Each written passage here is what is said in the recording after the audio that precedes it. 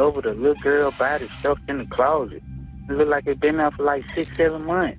I hope nobody want to leave a little girl in there dead, not say nothing. Skeleton. It's a skeleton. Yeah, in the dark. Oh, man. That's the arm, that's the leg. You see her hair still. Her body is so badly decayed that none of us have seen anything like that in our lives. You stop playing dumb like you don't know what happened to your damn oldest daughter. Your special needs oldest daughter. I know she's autistic. So tell me what happened in that apartment. An anonymous 911 call leads police in DeKalb County, Georgia, to a quiet, seemingly abandoned apartment. But behind one door awaits something so horrific, it sets investigators on a desperate search for answers and ultimately exposes a case steeped in unimaginable cruelty. When you left her, was she alive?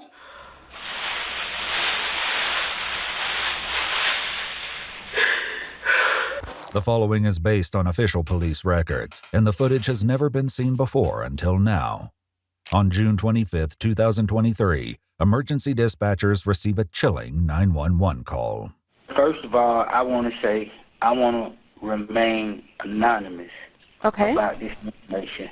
It's a dead body of a little girl in building 2815, apartment 27. Can y'all please hurry up? Look like she's been there for like at least 6-7 months. Do you know who lives here? No, ma'am.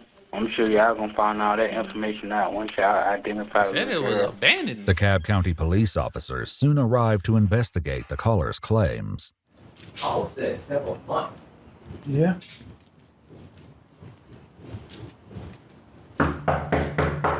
Cat, please. When no one answers, the officer tries the door and finds it unlocked. Cat, please. Oh, man. Come on, yo. They don't want to go in there, bro. They don't want to go in there, bro. Like I said, because bro, as a police officer, bro, you gonna never know what you walking into. So they just like they brace it for like whatever to come, bro. You can hear it how they talking. They don't want to go in there, but they got to though. That's the only thing, and like it's just like a little kid, bro. Kids, bro, is crazy, bro. Nobody deserve to die for sure, but like babies, bro, little kids, bro, that shit just hits different, bro. No, I mean, it smells like funk, but not like 49 funk. Yeah, Trying to see 49. I mean, like running around, know anything about the unit, but you can't, please. Is this door usually open? I don't know because I don't try to people's doors. Fair. Have you ever seen anybody go in or out this unit though? Not since the lady moved. Damn, How long ago did she move? 2 months, maybe. They cautiously head said it was inside, abandoned. and though it appears as though no one is home, belongings such as furniture and toys can be seen scattered throughout the apartment. She left the whole apartment like that. Yeah, it looked like it. Clear that closet.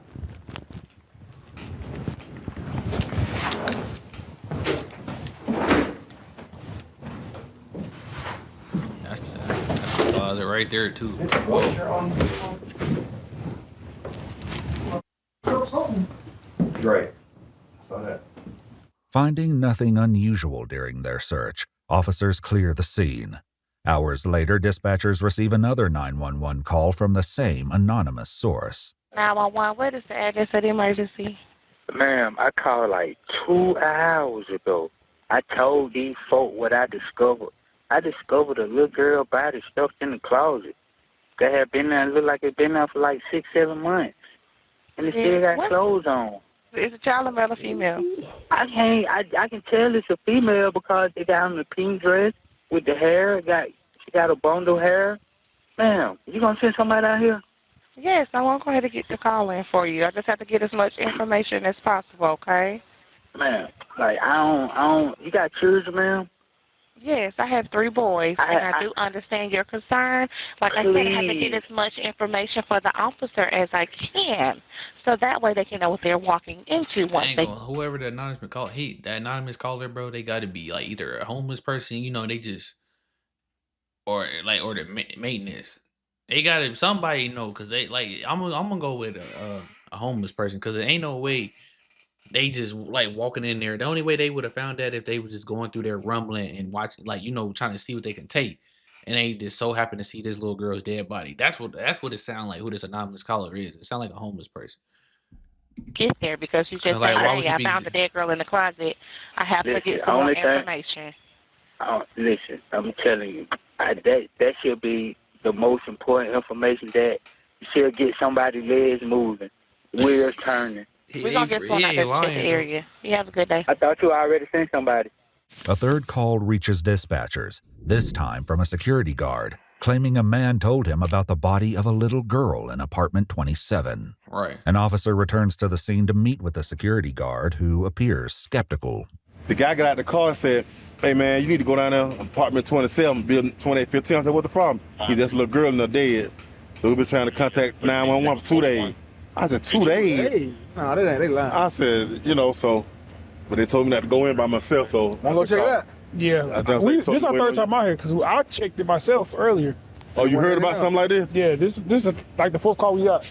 Ain't anyone in there? No, but I check again just to be sure. Because they said in the closet, no, we ain't look that good, but right, it could be. That's the problem. They ain't look that good. That's the problem. Like I said, that's why the dude must have been looking, bro. He, like I said, he must have been there trying to take see what he can take for him to find that. Because the police officers didn't even look that good. Something or? He says in the closet, a little girl, so. Yeah, I'm like, that's why I was telling 2 days. I said, wouldn't that body be smelling by now? Yeah. Well, the very first call said it'd been in there for months. Oh, so, that's it, news, man. They lying. They said it'd been there for months. Nah, I know that ain't true, cause yeah, smelling like about now. I hope nobody want to leave a little girl in there dead, not say nothing. You'll be surprised, my boy. You're a police officer. You gotta be ready. You can't put past nothing. The home is searched once again, but what has begun to seem like nothing more than a cruel prank is about to take a dark turn. Smells up. Yeah. I was wondering, was it just me? Is it something? The officer shines his flashlight into a small closet, and a grim reality finally sets in. Bruh. What? It is. It is. It is? Yeah. See what? Oh. He said, bruh. She in there. Really? Look, dude, he shook. I don't see it. I don't see it. That's in that black bag? No, she on top. It's so decayed you can't tell. Oh, that's that. But you can see the hair. But that's the arm, that's the leg. But if you look in there, you can see the clothes around the body. You see her hair still. Inside the closet are the mummified remains of a small girl, seated in a stroller with the upper half of her body folded over and resting on a dark-colored comforter. She's wearing only a reddish-colored tank top and a diaper, with her hair styled in what's described as a small puff. Her body has significantly decayed. On top of her small frame, investigators find a woman's red purse. Inside are the ID and bank card for 27-year-old Alondra Hobbs. What a doofus. You left who, according to the property manager, was living in the apartment. What do you know about this family? I know you told me that they moved in. I don't know anything no more, but they were under eviction. Investigators put out a bolo for Alondra, who had no other known address. According to the property manager, the apartment was leased by Alondra's husband, Cameron Hobbs. He came in about 2 weeks ago, asking to be taken off the lease. No signs of distress, no reason. He just wanted to be done with it. He didn't seem like nothing was wrong. So they have no children on the lease? There's no kids listed on the lease. It's just him and her. After speaking with the Department of Children and Family Services, investigators learned that Alondra has 3 daughters, ages 2, 4, and 7. The 4-year-old, Cameron's only biological child, is confirmed to be in his care. Okay. Alondra's mother tells investigators the 2-year-old is also safe and was recently seen with Alondra. But she shares that she hasn't seen the oldest, 7-year-old Olivia Naomi Jordan, since last year. Then this morning when I woke up, I seen a little something on the news about it. And I was like, oh my goodness. I just came from my friend's house telling them about it. And I'm just hoping it's not Olivia. To add to their concerns, she explains that 7-year-old Olivia is autistic and nonverbal, making her especially reliant on the people around her for care and communication. Olivia was also diagnosed with cerebral palsy and experienced seizures, a condition for which she should be regularly receiving medications. According to the neurology group that was treating her, they filled her prescriptions remotely during the pandemic, but in August of 2022, they stopped renewing her prescriptions as Alondra didn't bring her in for a physical appointment. Exactly. I already knew that's what happened. The mom stopped bringing her in. Like, it just get to the point, bro. Like,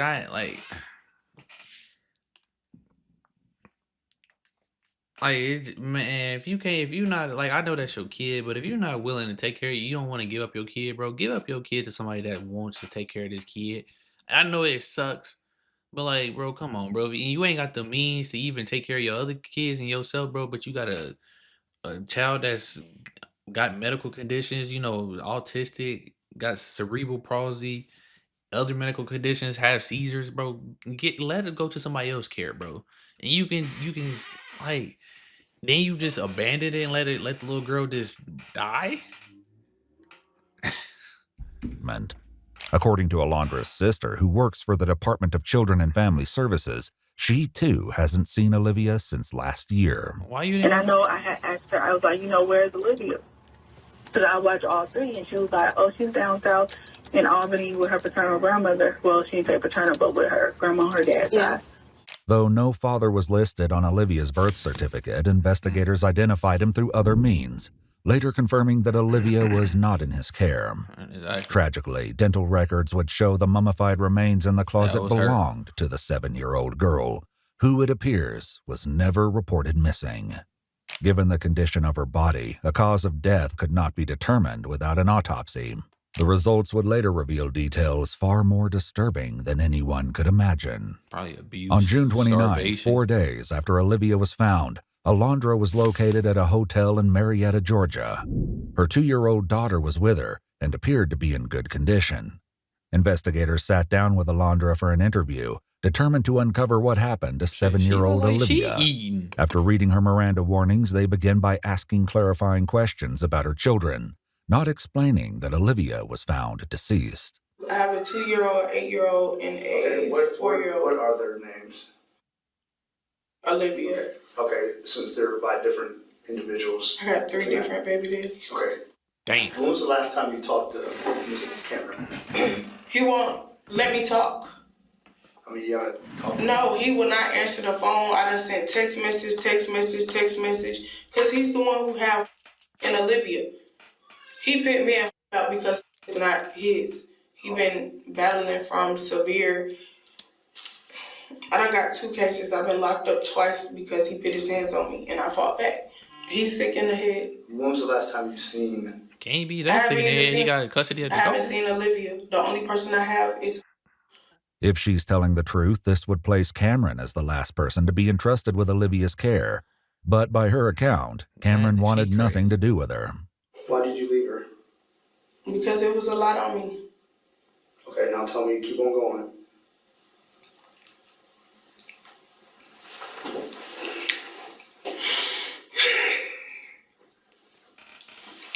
I went through the worst in that house. Been with Cameron Hobbs. My baby, she was autistic. He wanted me to give her up to the white folks. It was just a lot. We stayed into arguments. After arguments, he beat me, all types of stuff. I just had to get away. Cameron agreed to speak with investigators, volunteering to come to the station with his 4-year-old child. During a forensic interview, the 4-year-old expressed something about her father that was deeply concerning.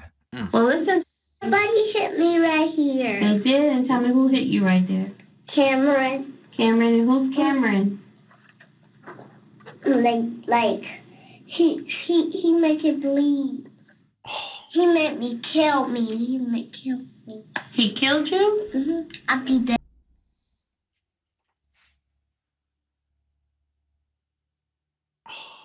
And the crazy part is you can't say this little girl is lying.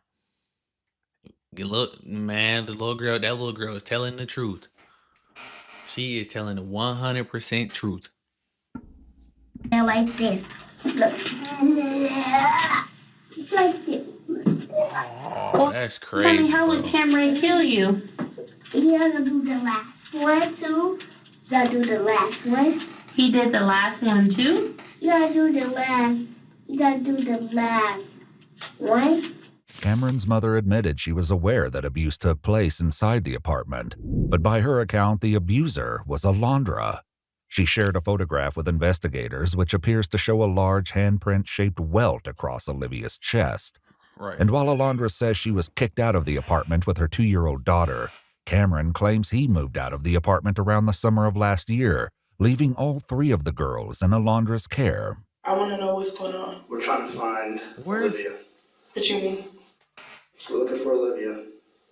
And I'm trying to give you the opportunity to tell us what happened to her before we make our own assumptions. You're going to walk out here. You put in handcuffs, right? All right. So you need to tell us a little bit better story than what you're telling us now. Tell us. How am I supposed to know if I wasn't? You're the mother of her, right? You know exactly, but... And we talked to Mr. Hobbs, and we laid eyes on, and we just laid eyes on. Where is Olivia? So Olivia's supposed to be with Cameron at 2815 Misty Waters. But he said he left, bro. Shorty, just tell the truth. Like, if dude, like, I'm not saying maybe dude was abusing. I don't know, cause they didn't. Like I said, the little girl, his actual daughter is saying that he was, but then the mama saying that she was the abuser. So I wish they let us see his interview, but like, come on, lady, just tell the truth, bro. Drive where Cameron was. And he kicked you out? Yes, he kicked me and my baby out. So you think the neighbors have seen you? So that's a lie. The neighbor said you moved 2 months ago. Like you don't know what happened to your damn oldest daughter, your special needs oldest daughter. I know she's autistic. So tell me what happened in that apartment. I can't tell you besides I left her. You left her in that apartment alone? No, with Cameron. Cameron was the one who was supposed to be watching her. But did I leave her in the apartment alone? No. I left her with Cameron. I did the wrong thing. Because it was too much on me and I knew I couldn't take care of her. Cameron didn't leave her. He did. He didn't leave her. No, he did, bro. All of this is because of Cameron. Like... That's not Cameron's child. I know, but Cameron been there the whole time. Since she was born, he wanted me to give her up. Cameron beat her so bad, he threw her in the closet. He did so much. That's why we stayed fighting. That's why I got 2 domestic violence cases. He choked my daughter. He bit her thumb. He did a lot to her. He pulled her hair out. Literally. That's not what happened. According to Cameron, after leaving Alondra with the 3 girls, he regularly returned to pick up his 4-year-old daughter for visits. Right. But when he picked her up for a visit last Easter, he refused to return her, stating that the 4-year-old girl was afraid of her mother. My mama said don't mess with my toy because I get a wet nerve bash. Mommy said don't mess with the toys because you get a what? A whooping. A whooping, okay. During her forensic interview, the 4-year-old girl was asked about her family. The interviewer asked for her help drawing faces with emotions to represent them. She chose a sad face for her father and happy faces for herself, her mother, and 2-year-old sister. While the young girl doesn't mention Olivia by name, she tells the interviewer she has another sister and gives her a different face entirely. And my sister shouldn't need an angry face. So the other sister, we draw an angry face? It's crazy. Yeah. And how come we draw an angry face for her? She's mad. She's mad? She's angry and mad. What she says later, completely unprompted, is downright chilling. Skeleton. It's a skeleton. Okay. Yeah, in the dark. In the dark? What's a skeleton in the dark? Because I feel sad. You feel sad? Mm-hmm. Well, you said something about a skeleton in the dark. Who's the skeleton in the dark? The pink one. The pink one? The pink. That's the last thing she had on too. That's crazy, bro. The little girl, like the little girl is painting the whole story. Like I said, you can't. She is telling the truth. And in the dark. Well, you mentioned feeling sad. Tell me about feeling sad. It made me feel sad, like doggy. What made you feel sad? The skeleton sounds. I would like a skeleton. Mama, she. Tell me I'm like a doggy, like this. Okay. But at just 4 years old, it's difficult to know what she truly understands or what horror she may have seen. Man, Investigators continue to pressure Alondra, and it isn't long before her calm confession exposes the heartbreaking truth. Just tell the truth. Watching my daughter, but I love her. You left her alone. You left her in there. Okay, why did you leave Olivia then? It's too much. Okay. When you left her, was she alive? She was alive? Where'd you leave her at? What room inside the apartment? Our bedroom. Right. Where at in her bedroom? She was just sitting on the bed. No, she wasn't. No, she was not. You left her. You know where she left her. I left her. She wasn't sitting on the bed. You left her in the bedroom, but you left her somewhere and she was in something. So you need to say it. Besides what? The stroller she was sitting in. Say it again? The stroller. The stroller. Okay, where at? The closet. Was she alive then? All right. And the reason why you left her is because? It was too much on me. Okay. Give me an example of too much. Why you just didn't give her up? Like I said, the dude was saying give her, like, I understand, bro, you don't want to give her up to the system, but like, bro, at some point in time, like, if you really couldn't take care of your daughter and you really wanted the best for her, you just would have gave her up, bro. I'm sorry, I know it sounds crazy, but if you ain't got the means to do it, bro, it's just best for you to do that. And like I said, the dude was saying that, granted, maybe because it wasn't his daughter, that could be, somewhat why he was saying it, but like he had a point though, like.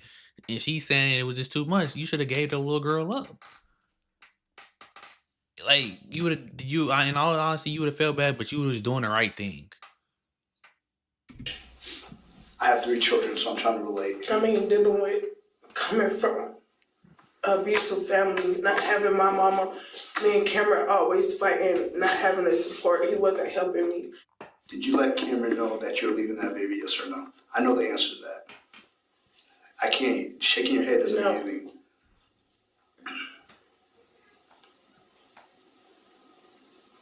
When you left, where'd you go? To my brother's house. The knowledge that Olivia was alive when she was abandoned is both tragic and unthinkable. Yet even those words failed to capture what would soon be revealed about the depth of her suffering. Bro, Investigators take a break, momentarily leaving Alondra alone. Putting the bag over her head. That's crazy. Hey, Miss Lady, let me get that plastic back real quick. You will? Where's my baby? Hey, man, you tissues? Where's my baby? She's not here. We got her right here. She's fine. She's leaving? No, she's right here. We're playing with her. Kill me. I'm over it. Just kill me at this point, like there's no point. Detectives return, prepared with questions to help them understand the full story. Between Alondra's admissions and the results of Olivia's autopsy, the true scope of her suffering begins to emerge. When you left her, I understand that you told me she was in the stroller by the closet. Did you leave her with anything else? Any food? Any water? I mean, I fed her. But I meant, if you knew you were leaving, did you leave her with any additional stuff? I did have a bottle of water. A bottle of water? Is she capable? I know she said was she even capable enough to drink the water herself? Did you leave her with any type of crackers or food, anything that might be I did. Like in a bag? Like maybe a bag of chips or anything? I mean, I gave it to her. Okay, what did you give her? She had chips. She had real food. It was like little snacks and stuff. Okay, was it in a cup? Like chips. A bowl? It was in a bag. It was a mixture of things. And Olivia had a seizure, so with the medication she was on, it was prone for her to eat more than usual. But you think she was capable of eating the bag? Or would that be out of the normal? I mean, I don't know because Olivia, with her being autistic, autistic kids do kind of weird things. So, but any food she may have left for Olivia would have quickly run out, leaving the child to endure the slow agony of hunger.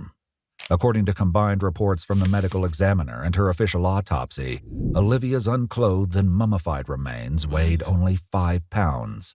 Though her internal organs had completely dissolved, a wadded-up plastic grocery bag was located in her abdominal cavity in the shape of a stomach. Additionally, unidentified red cloth and green plastic was found in her feces. Investigators are left to question whether Alondra took any steps to ease her suffering. Did you give her any type of medicine or anything? That's crazy, bro. The little girl swallowed the... Oh, man. That is sick, bro. Because I weaned her off her seizure medicine. Okay. I didn't know if you were like under depression. Like, I know I'm leaving. I want everything to be as comfortable as I can. Did you give her anything to like prep her for like you leaving? Yeah. Besides the food and water? That's what I gave her. Her seizure medicine? I weaned her off her seizure medicine.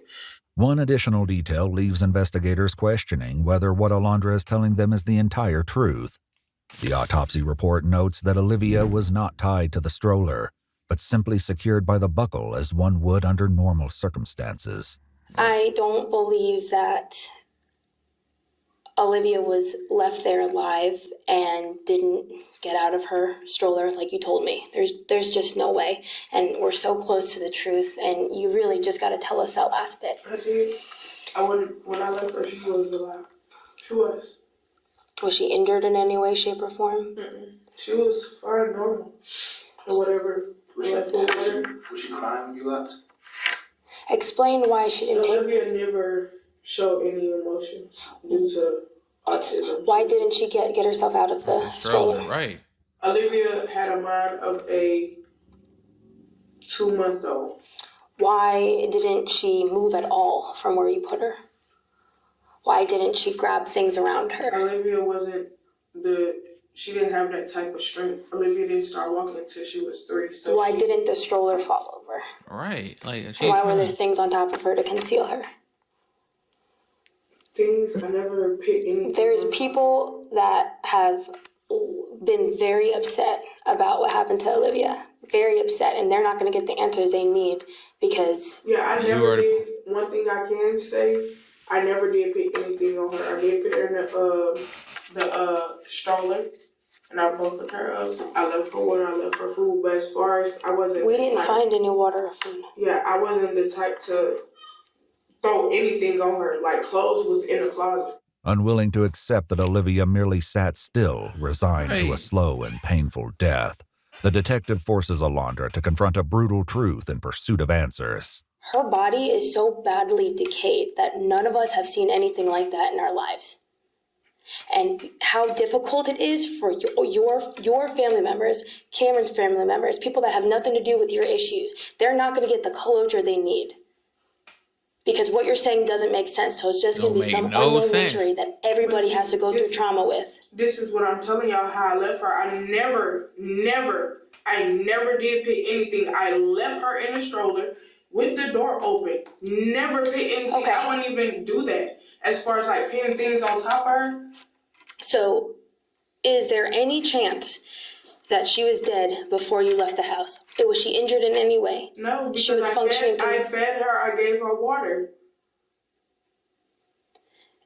And the phones that my brother stole, literally, I got the phone call to come over there. I rushed out the house and left. To come over where? To my brother's house.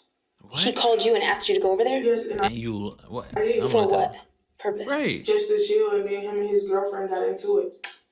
So So you left your, you know what? She getting ready to say what I was ready to say. You left your 7-year-old daughter to go chill with your brother. What, bitch? Come on, You left your 7-year-old daughter. Autistic daughter. Your brother wanted to just chill. I was, Moving forward, the detectives bring up another detail from the crime scene that raises new questions of whether or not someone else was aware of Olivia's cruel fate. Someone shut the bedroom door and put clothes behind it, and someone shut the regular door and put towels behind it. It shouldn't have been, I just shut the main door. As far as towels or whatever you're talking about, no. That wasn't me at all, no.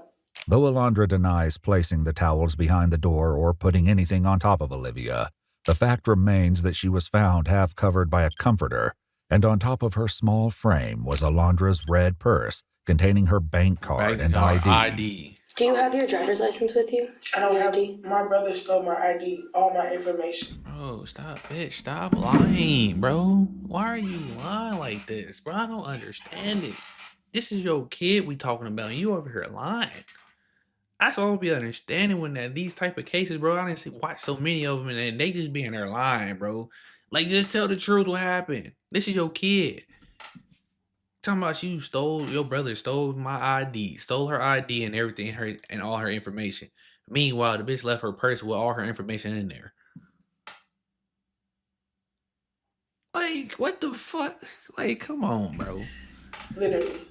According to police records, officers were called to a domestic dispute between Alondra and her brother at his home toward the end of March, in which she accused him of stealing several of her items, including a bank card. He probably did. Alondra also tells the detectives that he stole the keys to her apartment. I understand that you got into it with your brother at his house, right? You told me that. How long had you been staying there? 4 months. 4 months? And you went straight from Misty Waters to your brother's house, right? This admission leads the detectives to believe she abandoned Olivia toward the end of February, 4 months before she would ultimately be found by the original 911 caller. Right. In addition to the anonymous report, investigators learned that a local news station had received a video from a civilian showing the deceased child in the closet. Detectives requested a copy of the video, but it remains unclear whether they ever obtained it, who sent it, or whether that person is the same individual who made the 911 call. Detectives press forward, seemingly determined to understand whether or not Alondra feels any remorse for her actions. At any point, did you ever feel like, I need to go back and get this child and this is something wrong that I'm doing? I mean, it ran across my head, but wasn't in the right mental state at the time. Did you not feel any type of way that this kid was suffering? Did you let anybody, let me ask you this, did you let anybody know that she was in there? I can't hear you. No. And how would someone know that there was a baby girl inside that apartment? You didn't tell anybody? No. Not even halfway mention it to someone that you can remember? Nobody. Nobody. You left her, did you kiss her and hug her? I hugged her.